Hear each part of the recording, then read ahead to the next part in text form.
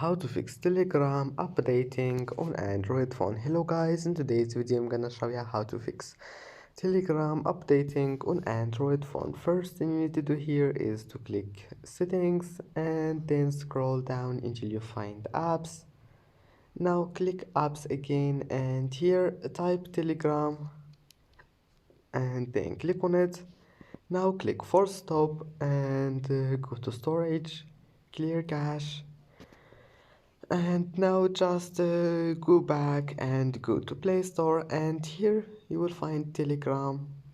And now all you need to do, just update your Telegram and your problem will be fixed.